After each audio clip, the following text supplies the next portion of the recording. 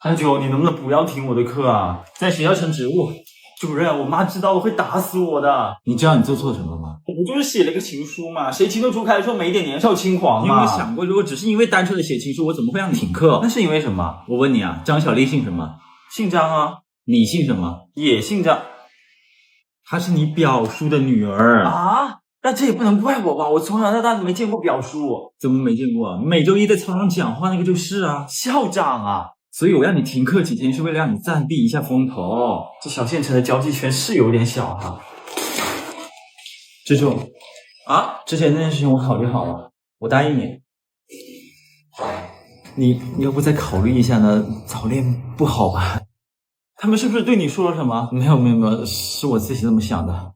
你放心好了，无论发生什么，我都不会放弃的。今天中午吃了什么？吃的午饭。除了咳嗽、流鼻涕，还有什么不舒服的吗？还有感冒。这一天记住不要吃辣和熬夜了。那可以吃香菜吗？说了不能吃辣，那我通宵可以不？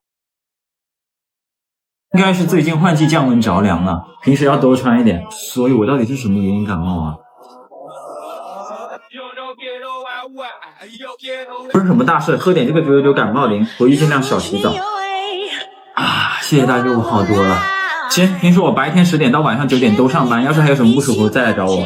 好，那再就你晚上什么时候下班？9点。那白天你上班不？我看你说了感冒，脑子还得治一治。妈，我回来了。回来了。大舅怎么说 ？Uncle。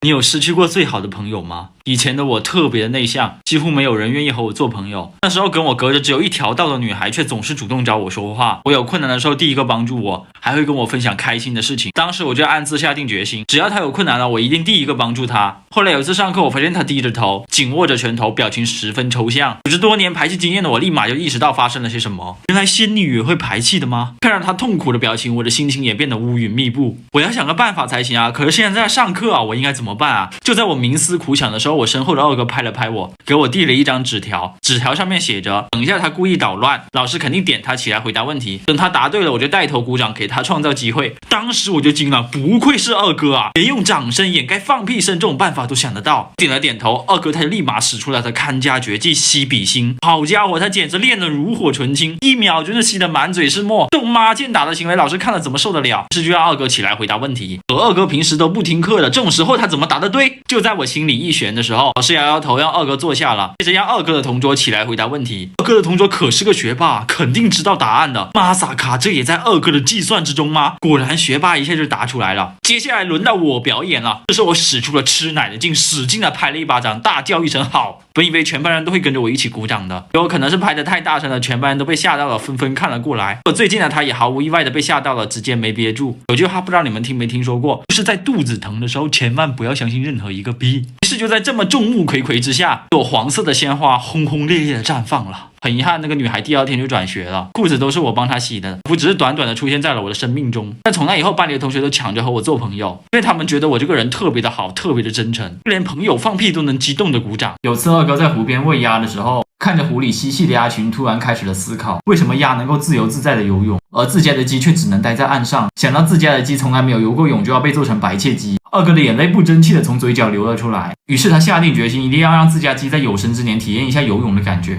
回到家之后，趁爸妈不在，二哥打算绑架自家母鸡。可是交手之后，二哥发现自己根本不是母鸡的对手，只好把目标转向小鸡。在不知挨了多少啄之后，二哥成功偷到了一只小鸡。他把小鸡带到湖边，想象着小鸡在水里自由自在的游泳，仿佛鸡生无憾的样子。他不禁露出了老父亲的笑容。但事实是，小鸡刚下水就沉了下去，吓得二哥赶紧把小鸡捞起来。这次的结果让二哥很是纳闷，为什么鸭会游泳，鸡却不会呢？带着疑惑，二哥来找到了号称王的男人的我。有着丰富知识储备的我一下子给出了答案，因为鸡是老鹰的后代，它们本应该属于天空。二哥一听此话，茅塞顿开，于是他打算让小鸡起飞，但严谨的我及时制止了他。你是不是傻？小鸡怎么可能飞得起来？肯定要母鸡啊！结果二哥面露难色，说他打不过母鸡。我拍拍胸脯对他说，俗话说得好，好鸡难敌4手，我们现在2个人会拍他一只鸡吗？于是，在二哥精心策划的劫机行动下，我们成功把母鸡逼到了角落。为什么是二哥策划的呢？因为他经常这样子被他爸妈抓到，真是好可怜一孩子。就在快要得逞的时候，母鸡居然扑翅飞了起来，突破了我们的包围圈。二哥看到后深受启发，母鸡能在天上飞，靠的就是翅膀，那自己也做一对翅膀，是不是也可以上天呢？我听了之后觉得二哥说的很有道理，于是我们就开始了自己的上天行动。那天我们找来了几块木板，经过半个小时的努力之后，把它做成了翅膀的形状。二哥穿上之后，找到一个合适的地方，打算起飞。就在这千钧一发之际，我突然想到了什么，及时制止了他。二哥一脸懵的回头看着我，没有解释，而是朝他脑袋哈了一口气。他这才恍然大悟，朝我投来感激的目光。接下来就是见证奇迹的时刻，二哥展开双翼，奋力一跃，然后不出所料，二哥的手骨折了，在医院住了1个星期，会帮二哥被爸妈吊起来打一顿。期间，二哥痛定思痛，总结了飞不起来的原因，那就是翅膀上面没有羽毛。接着，二哥又把家里的衣服、裤子剪成了细小布条，挂在翅膀上，生命不止，飞翔不息。然后，二哥又去住了1个星期医院。你身边的资源大佬。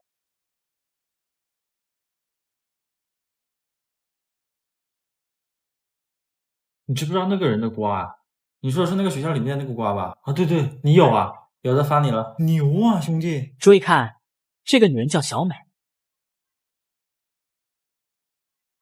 哎，这个电影的资源你有不？有，还真有啊。那这个番剧有不？也有。这个电影的资源你都搞得到啊？可是考试又没复习怎么办？我这有最近10年期末考题目，一般期末考都会从往届试题里面出，你多看几遍就行了。我可以问你一个问题不？你问，是不是 FBI 都得在你这边买情报啊？5年级的时候，我们班主任特别的严，每天都会布置很多作业，我只能勉强做完。直到有一天下午，老师布置了一大堆作业，好几篇作文练习册什么的，数学也贼多。回到家之后，我只好熬夜写作业，凌晨1、2点才写完。当我第二天醒来看闹钟的时候，发现已经9点多了。我立马拿起书包，穿好校服往学校跑。当我刚到门口，保安就对我说：“这位同学，你是来干嘛的呀？”我跟他说我是来上学的。接着他亲切的对我说：“今天是周末。”我顿时一脸惊讶，难怪今天闹钟都没响。然后我就屁颠屁颠跑回了家。到家之后，我赶紧睡了一个回笼觉。再次醒来的时候，我弟骗我说我睡了1天，明天就是星期1了。这一句又把我给吓到了。没想到是我弟见我这么好骗，又动了坏心思。凌晨2点的时候，他跑到我房间，把闹钟调成了7点，并坐在我身上给了我好几巴掌。我醒的时候，要不是他一脸认真的跟我说马上就要迟到了，我差点就想把他的头塞床缝里了。于是我赶紧起来洗漱，背上书包准备上学。要不是我妈被我吵醒了，我真的就出门了。这还不是最搞笑的，最搞笑的是我第3天又醒来了，我还以为今天真的是周一，起得比闹钟还早，背上书包就疯狂的冲向学校。再次看到保安的时候，他用看智障的眼神看着我，并对我说：“孩子，今天是周日啊。”